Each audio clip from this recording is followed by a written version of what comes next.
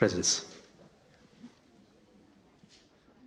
तो आप ये सीधा प्रसारण देख रहे थे ब्यूनस आयर्स से, जहां पर पी कुमारन जो कि सेक्रेटरी ईस्ट हैं, भारत और अर्जेंटीना के बीच में जो द्विपक्षीय वार्ता हुई है उसके जो मेजर पॉइंट्स थे उनको प्रेस को ब्रीफ कर रहे थे। स्पष्ट तौर पर फार्मा सेक्टर के लिए एक बड़ी खबर है कि रेगुलेटरी कंप्लायंसेस में भारत अब शायद एक पायदान ऊपर जाने की पूरे प्रोसेस में है, और इससे जो भारत की कंपनियां हैं, ख़ासतौर पर जो दवा कंपनियां हैं, वो आसानी से अगर वो अमेरिका, यूरोप में क्लियर्ड हैं, रेगुलेटरी क्लियरेंस उनको प्राप्त है, तो सीधे अर्जेंटीना में वो प्रवेश कर पाएंगे। साथ ही साथ telemedicine, digital health solutions, energy, critical mineral sector, defence, green energy, disaster management, science and technology और पीपल टू पीपल लिंकेज को लेकर के भी वार्ता दोनों देशों के बीच में हुई है। बहुत सारे सेक्टर्स हैं जहां पर अर्जेंटीना ने जो रुचि है वो दिखाई है, ख़ास तौर पर भारत की यूपीआई में, और जो यहाँ का ड्रोन सिस्टम है, जिस तरह से एग्रीकल्चर की प्रोडक्टिविटी को बढ़ावा देने के लिए भारत इस्तेमाल कर रहा है ड्रोन्स का, बॉर्डर मैनेजमेंट के लिए ड्रोन्स का इस्तेमाल किया जाता है। उसी तरह से जो अर्जेंटीना है उसमें illegal and unregulated and unreported fishing के लिए कैसे इस्तेमाल किया जाए ड्रोन्स का, cattle management, border surveillance, agri productivity, high tension power, जो टेंशन वायर्स होती हैं उसके मैनेजमेंट के लिए कैसे ड्रोन्स का इस्तेमाल किया जा सकता है, उसमें अर्जेंटीना के प्रधानमंत्री ने इस पर रुचि दिखाई है। और यूपीआई को साथ में लेकर के जो ये भी बात हुई है कि जो दोनों देशों के सेंट्रल बैंक हैं वो डेलीगेशंस वो बातचीत करेंगे। छोटा सा ब्रेक लेते हैं, देखते रहिए ये खास समाचार।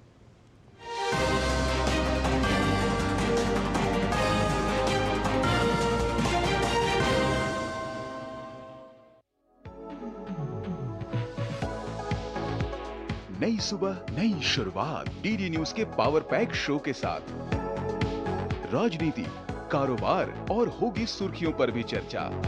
अखबारों की हेडलाइंस, खेल, सिनेमा सहित मिलेगी संपूर्ण खबर। देखिए नया सवेरा सोमवार से शुक्रवार सुबह 8 बजे डीडी न्यूज पर।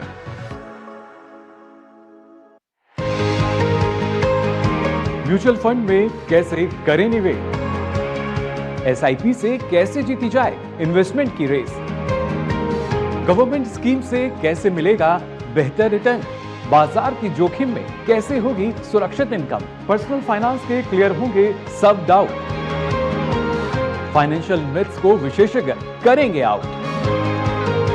देखिए मनी मंत्र हर शनिवार सुबह 9:30 बजे सिर्फ डीडी न्यूज पर।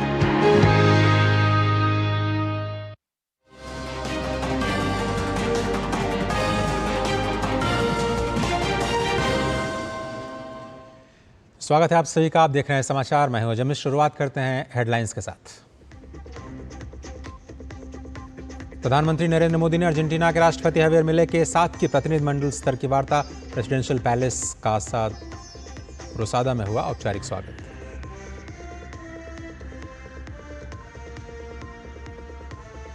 पीएम मोदी ने ब्यूनस आयर्स में होसे दे सैन मार्टिन मेमोरियल पर अर्पित की श्रद्धांजलि। जनरल सैन मार्टिन की स्पेन से आजादी दिलाने में अहम भूमिका।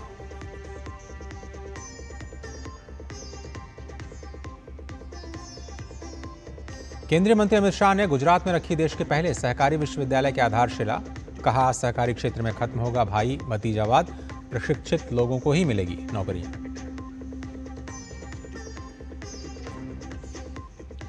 डरा गया भगोड़े नीरव मोदी का भाई नेहाल मोदी। अमेरिका में हुई गिरफ्तारी, भारत लाने की तैयारी शुरू।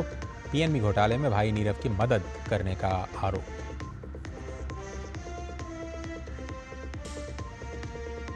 बर्मिंघम टेस्ट में भारत के 608 रनों के लक्ष्य के जवाब में इंग्लैंड के 3 विकेट गिरे। आकाशदीप ने 2 विकेट और मोहम्मद सिराज ने लिए 1 विकेट।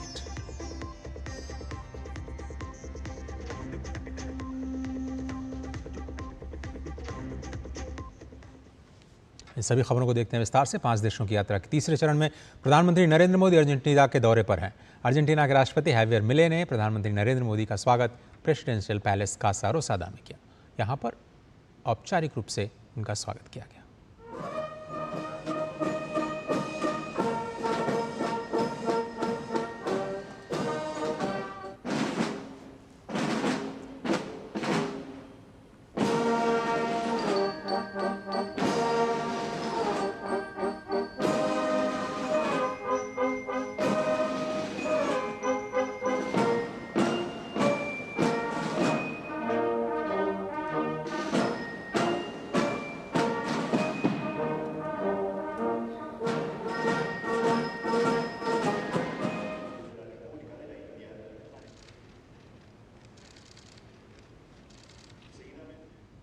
प्रधानमंत्री नरेंद्र मोदी और अर्जेंटीना के राष्ट्रपति हैवियर मिले के साथ प्रतिनिधिमंडल स्तर की वार्ता हुई। दोनों नेताओं की यह मुलाकात वहां के प्रेसिडेंशियल पैलेस का सारोसादा में ही हुई है। दोनों नेताओं ने रणनीतिक साझेदारी को और आगे बढ़ाने पर चर्चा की।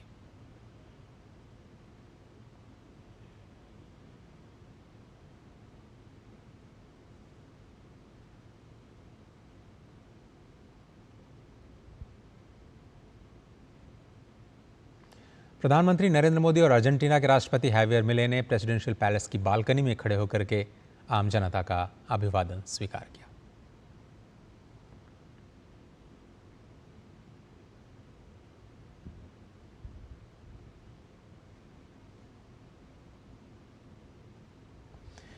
पीएम नरेंद्र मोदी अपनी विदेश यात्राओं के दौरान उन महानायकों को श्रद्धांजलि अर्पित करते रहे हैं जिनकी विरासत सीमाओं से परे है।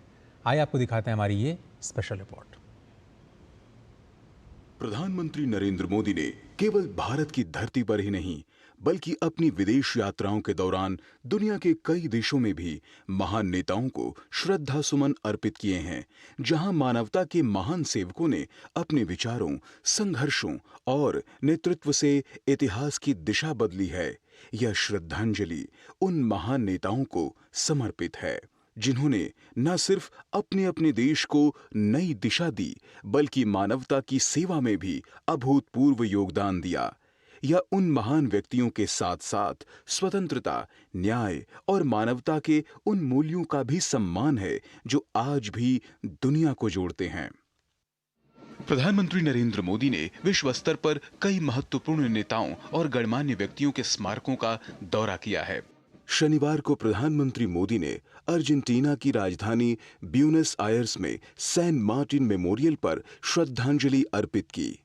पीएम मोदी ने घाना के एकरा में नुक्रुम्हा मेमोरियल पार्क का दौरा किया। प्रधानमंत्री ने स्वतंत्रता, एकता और सामाजिक न्याय के लिए डॉक्टर नुक्रुम्हा के अमिट योगदान के सम्मान में पुष्पांजलि अर्पित की तथा एक क्षण का मौन रखा। 11 मार्च 2025 प्रधानमंत्री नरेंद्र मोदी ने मॉरिशस की अपनी आधिकारिक यात्रा पर देश के इतिहास की दो महान हस्तियों, मॉरिशस के संस्थापक और प्रथम प्रधानमंत्री सर शिवसागर रामगुलाम और पूर्व राष्ट्रपति और प्रधानमंत्री सर अनिरुद्ध जगन्नाथ को श्रद्धांजलि दी। 27 सितंबर 2022 प्रधानमंत्री नरेंद्र मोदी टोक्यो के निप्पॉन बुडोकन में जापान के पूर्व प्रधानमंत्री शिंजो आबे के राजकीय अंतिम संस्कार में शामिल हुए। प्रधानमंत्री ने पूर्व प्रधानमंत्री आबे की स्मृति को सम्मानित किया, जिन्हें वे अपना प्रिय मित्र और भारत जापान साझेदारी का महान समर्थक मानते थे।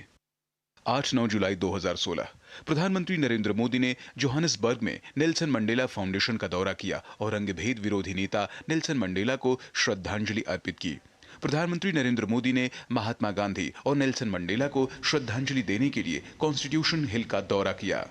29 मार्च 2015 को प्रधानमंत्री नरेंद्र मोदी ने आधुनिक सिंगापुर के संस्थापक और सिंगापुर के प्रथम प्रधानमंत्री ली कुआन यू के अंतिम संस्कार में भी भाग लिया था। Bureau report, DD news.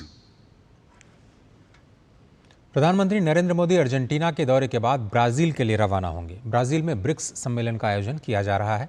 BRICS सम्मेलन को लेकर के हमारे संवाददाता अखिलेश सुमन ने ब्राजील में भारत के राजदूत दिनेश भाटिया से विशेष बातचीत की है।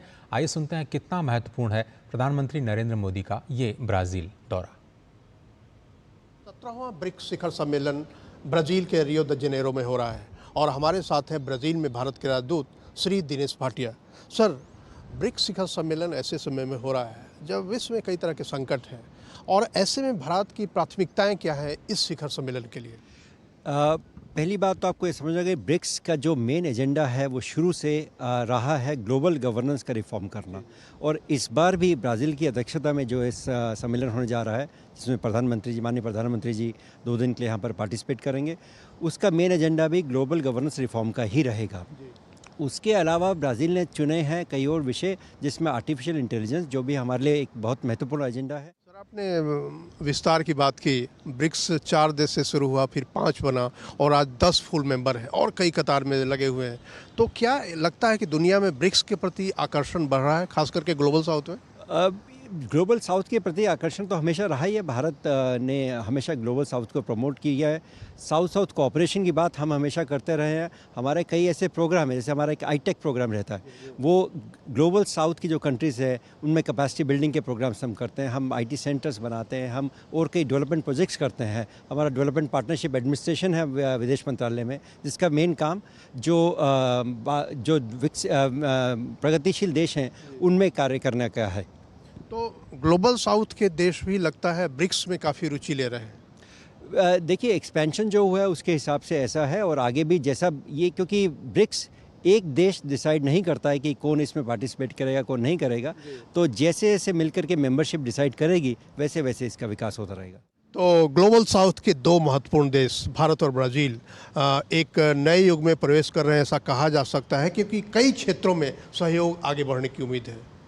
डीडी न्यूज़ के लिए ब्राज़ील के रियो द जनेरो से कैमरा पर्सन जयशंकर और पीयूष के साथ मैं अखिलेश सुमन। अब ग्लोबल साउथ के दो अहम देश हैं भारत और ब्राज़ील, और दोनों ही कृषि प्रधान देश हैं। दोनों तरफ की सरकारों का जोर है कि कृषि के क्षेत्र में सहयोग बढ़ाया जाए। इस पर हमारे संवाददाता अखिलेश सुमन ने बात की भारत और ब्राज़ील के कृषि व्यवसायियों के साथ। इन्होंने बताया कि कैसे दोनों देश आपस में सहयोग कर सकते हैं और दोनों देशों के किसानों और कृषि क्षेत्र से जुड़े उद्योगों को फ़ायदा कैसे हो सकता है। दुनिया के ग्लोबल साउथ में जिन दो देशों के पास कृषि में काफ़ी महारत है वो है भारत और ब्राज़ील। मनीष जी, आपकी एग्रीकल्चर प्रोसेसिंग में रुचि है, आप एग्रीकल्चर में बाहर भी इन्वेस्ट करना चाहते हैं या बाहर से पूंजी आकर्षित करना चाहते हैं। ये जो ब्राज़ील के जो हमारे जो टियागो बोल रहे हैं, इनसे क्या फ़ायदा हो सकता है भारत के किसानों को? देखिए, भारत के किसानों को बहुत फ़ायदा हो सकता है। जो मैं अभी इनकी टेक्नोलॉजी देख रहा हूँ, जो इन लोगों की बातें भी सुनी हैं, तो उससे लग रहा है कि ये लोग काफ़ी ऑर्गेनाइज्ड हैं, और इनके जो टेक्नोलॉजी यूज़ कर रहे हैं फार्मिंग के लिए, वो हमारे देश के लिए बहुत फ़ायदेमंद हो सकती है।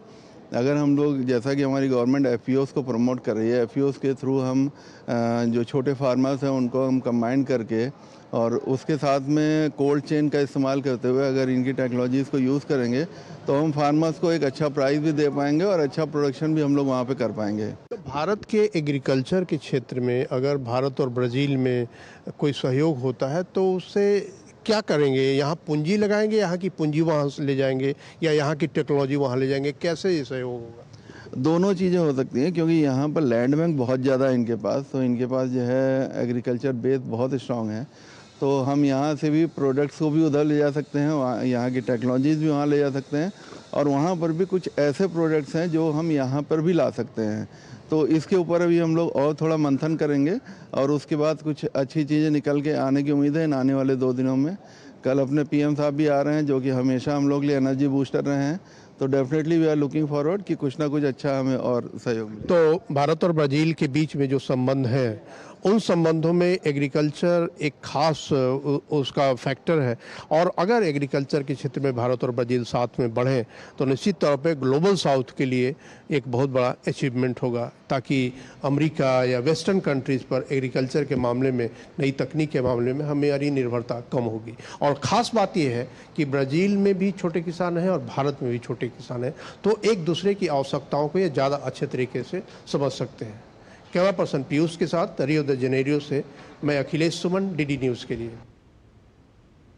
अब ब्राज़ील में ही भारतीय सांस्कृतिक संबंध परिषद ICCR के निदेशक डॉक्टर ज्योति शुक्ला ने बताया कि कैसे भारत की सॉफ्ट डिप्लोमेसी की वजह से दोनों देशों की सरकारों के साथ साथ जनता भी करीब आ रही है और ये दोनों देशों की डिप्लोमेसी को भी बल प्रदान कर रही है। डॉक्टर ज्योति किरण शुक्ला हैं हमारे साथ, ये ICCR की डायरेक्टर है ब्राज़ील में। डॉक्टर शुक्ला, ये भारत ब्राज़ील में कैसा है? भारत ब्राज़ील में देदीप्यमान है। भारत की संस्कृति के प्रति जिस प्रकार का रुचि है, जिस प्रकार का गहरा आत्मीयता है और जिस प्रकार की जिज्ञासा है, ऐसा बहुत कम जगह है। ब्राज़ीलियन भारत से प्रेम करते हैं, भारत के बारे में जानना चाहते हैं, भारत को देखना चाहते हैं, भारत के बारे में सीखना चाहते हैं। आप इन लोगों को कैसे सिखा रही हैं, कैसे बता रही हैं? देखिए, ऐसा है कि ICCR का सेंटर, यानी कि स्वामी विवेकानंद कल्चर सेंटर जो साओ पाउलो में है, हम योगा की क्लासेस लेते हैं, हम हिंदी की क्लासेस लेते हैं, हम कुछ संस्कृत सिखाते हैं, हम ऑनलाइन क्लासेस लेते हैं, भारतीय परफॉर्मिंग आर्ट्स की हम ओडिसी सिखाते हैं, और उसके अतिरिक्त हमारे 3 बहुत महत्वपूर्ण प्रोजेक्ट हैं। पहला कैंपस कनेक्ट, यानी हम यूनिवर्सिटी स्टूडेंट्स से जोड़ते हैं सेंटर को। दूसरा हमारा है एक्सपीरियंस इंडिया डे, जिसमें हम यूनिवर्सिटी के जो विद्यार्थी हैं, जो यंग विद्यार्थी, यंग स्टूडेंट्स स्कूल और कॉलेज के, उसके साथ हम यूनिवर्सिटी के जितने भी प्रोफेसर्स हैं, यानी एकेडमिक कनेक्ट की बात करते हैं, उन्हें हम भारत का परिचय देते हैं, एक पूरा दिन अपने यहाँ रखते हैं और अनुभव देते हैं कि भारत है क्या। तीसरा हमारा प्रोजेक्ट है इंडिया इन योर लाइब्रेरी, यानी जो यहाँ की लाइब्रेरीज हैं, यहाँ पढ़ने की आदत बहुत अच्छी है, लोग बहुत पढ़ते हैं, लेकिन अनफॉर्चुनेटली लाइब्रेरी में भारत के बारे में इतनी किताबें नहीं है। अब पिछले 10 साल में किताबों की संख्या बढ़ी है, रुचि बढ़ी है, उत्साह बढ़ा है। और क्या पोर्तुगीज में वो किताबें आप देते हैं? नहीं, हम अंग्रेजी में भी उपलब्ध कराते हैं और कुछ अनुवाद का भी हम काम करते हैं। सबसे महत्वपूर्ण बात है, अभी हम यहाँ होम प्रोडक्शन कर रहे हैं अपना, जिसमें हम एक मंत्र का पूरा DVD प्रोड्यूस कर रहे हैं, जिसे हमने कहा है कि मंत्रा फ्रॉम ब्राज़ील, उसका जल्दी लॉन्च होने वाला है। इसके अतिरिक्त ब्राज़ील बहुत ऐसा देश है जहाँ संगीत के प्रति बहुत आकर्षण है, नृत्य के प्रति। तो हमने कार्निवल में पिछली बार ICCR की ओर से, भारत के कॉन्सुलेट की ओर से, हमने पूरा एक बॉलीवुड का सेक्शन हमने कार्निवल में रियो में प्रेजेंट किया और साओ पाउलो में प्रेजेंट किया, जिसमें करीबन 5 से 7 हज़ार लोग आए। भारत और ब्राज़ील राजनयिक तौर पे और व्यापारिक तौर पे और यहाँ तक कि जो राजनयिक पूरा जो ढांचा है पूरे दुनिया का, उस ढांचे में एक दूसरे को करीब आकर यूनाइटेड नेशन में रिफॉर्म की बात कर रहे हैं। उसमें कल्चर का, पीपल टू पीपल कनेक्ट का बहुत ही इम्पॉर्टेंट, बहुत ही महत्वपूर्ण योगदान होता है और उसे करने की कोशिश ICCR कर रही है। कैमरा पर्सन पीयूष के साथ मैं यहाँ रियो द जेनेरियो से अखिलेश सुमन, DD न्यूज़ के लिए। ब्राज़ील में कुछ युवाओं के एक समूह को देखकर लगा कि भारतीय संस्कृति में यहाँ के लोगों की कितनी दिलचस्पी है। ये समूह भारत के पौराणिक मंत्रों में भी गहरी रुचि रखता है। संस्कृत और हिंदी न जानते हुए भी युवा अपने ही तरीके से इन पौराणिक मंत्रों का भी उच्चारण कर रहे हैं। आप भी देखिए ये युवा पूरे श्रद्धा भाव के साथ किस तरह से गायत्री मंत्र का उच्चारण कर रहे हैं। ब्राज़ील में भारत कैसा है और किस तरह से ब्राज़ील के लोग भारत की परंपराओं को, भारत की संस्कृति को और यहाँ तक कि भारत के जो पौराणिक मंत्र हैं उसको अपना रहे हैं अपनी शांति के लिए, एक नए तरीके के जीवन को समझने के लिए और सीखने के लिए। इसलिए बोलते हैं कि ब्राज़ील और भारत में बहुत सारी ऐसी चीज़ें हैं जो एक दूसरे से सीख रहे हैं और यहाँ वे गाने जा रहे हैं गायत्री मंत्र हमारे सामने।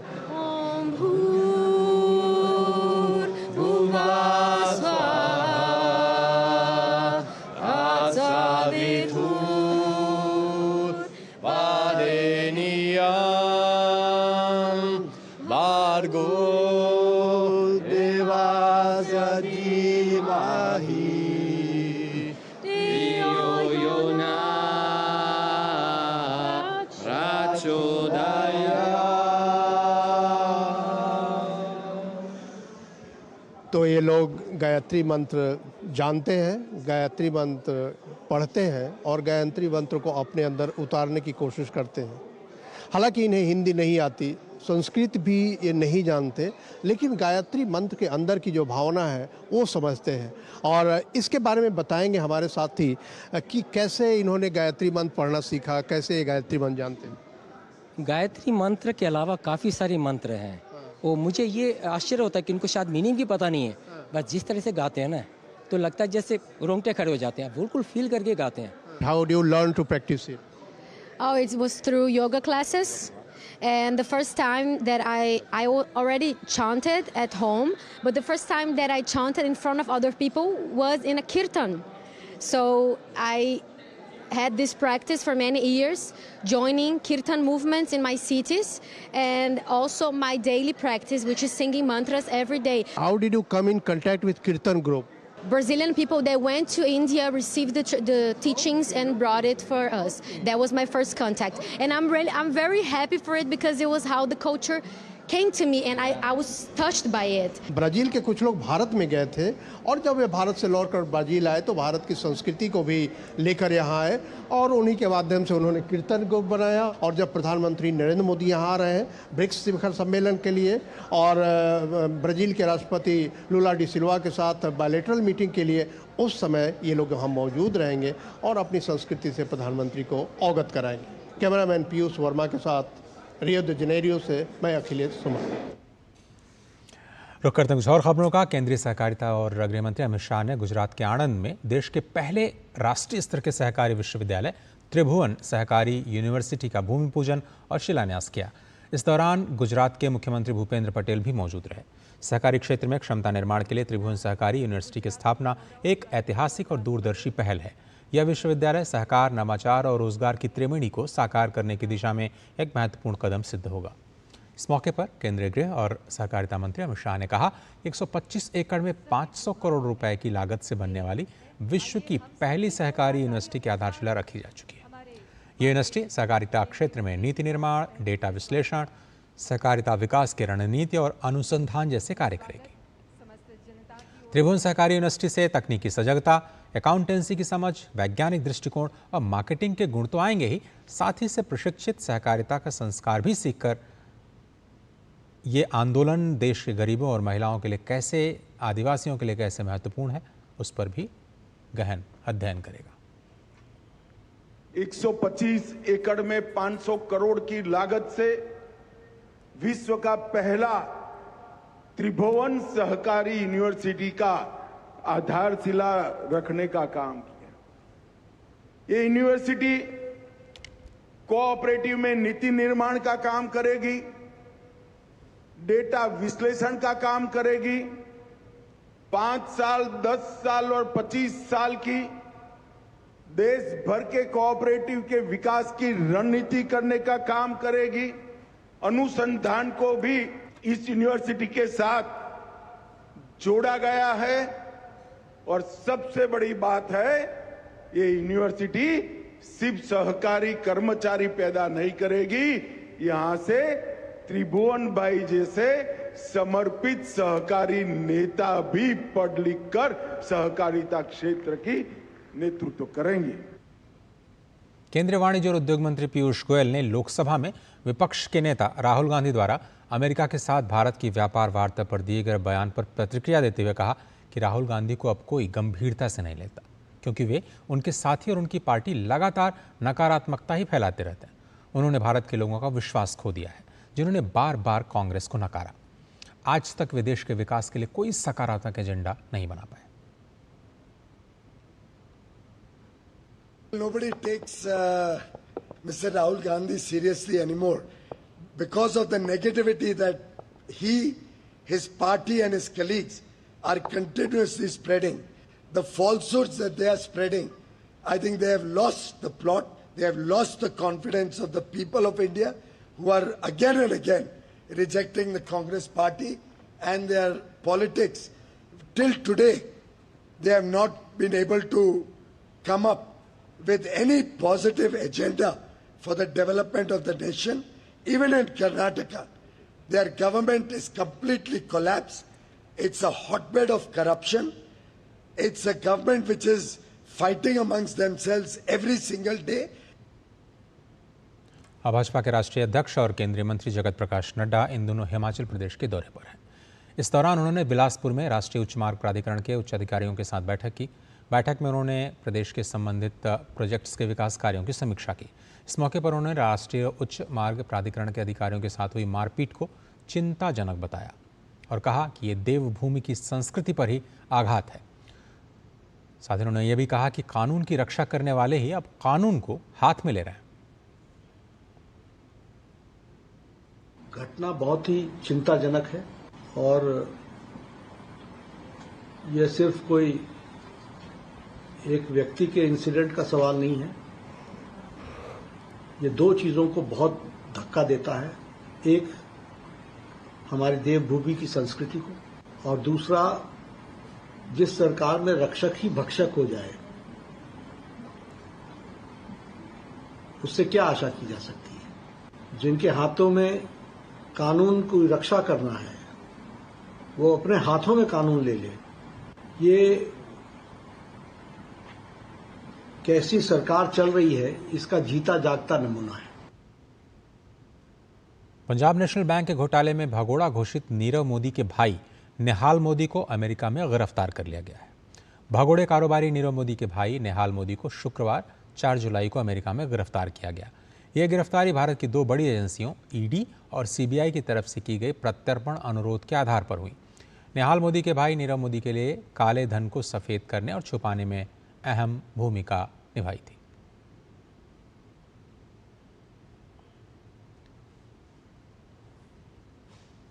दिल्ली के जीटीबी अस्पताल में एक विशेष रक्तदान शिविर का आयोजन किया गया। शिविर का उद्घाटन सांसद मनोज तिवारी और विधायक जितेंद्र महाजन ने किया।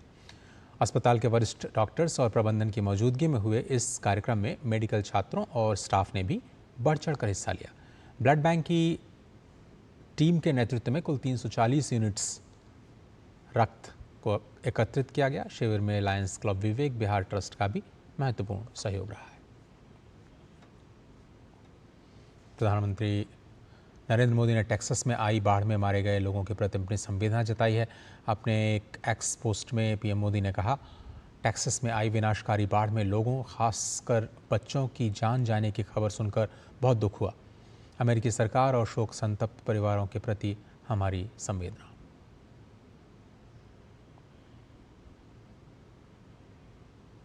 बर्मिंघम में चल रहे दूसरे टेस्ट में भारत ने अपनी मजबूत पकड़ बना ली है। भारत ने इंग्लैंड के सामने जीत के लिए 608 रनों का विशाल लक्ष्य रखा है। जवाब में इंग्लैंड ने चौथे दिन का खेल खत्म होने तक दूसरी पारी में 3 विकेट पर 72 रन बना लिए थे। सिराज ने जैक क्राउली को 0 पर आउट करके टीम को पहली सफलता दिलाई। वहीं बेन टैकेट को 25 रनों पर आकाशदीप ने पवेलियन भेज दिया। आकाशदीप ने जो रूट को 6 रनों पर आउट करके टीम को बड़ी सफलता दिलाई। इससे पहले टीम इंडिया ने अपनी दूसरी पारी 6 विकेट पर 427 रन बनाकर घोषित कर दी थी। टीम इंडिया ने टेस्ट क्रिकेट में पहली बार एक मैच में 1000 या इससे ज़्यादा रन बनाने का रिकॉर्ड कायम किया। कप्तान शुभमन गिल ने एक और शतकीय पारी खेलते हुए शानदार 161 रन बनाए।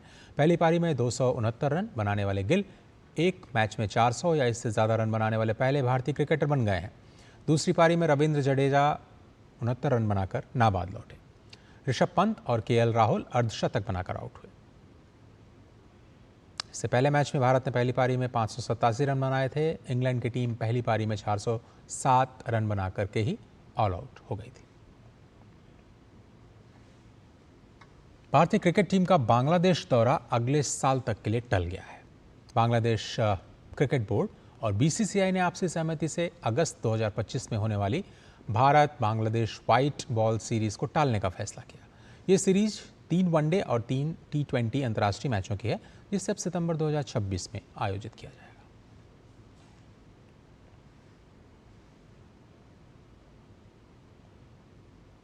भारतीय भाला फेंक स्टार नीरज चोपड़ा ने बेंगलुरु में आयोजित हुए एनसी क्लासिक टूर्नामेंट का खिताब अपने नाम कर लिया है।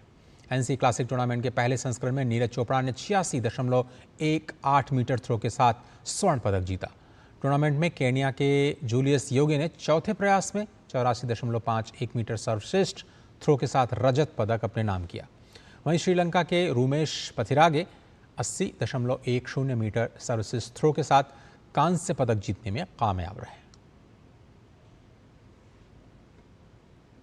इसी के साथ समाचार बुलेटिन में सिर्फ इतना ही।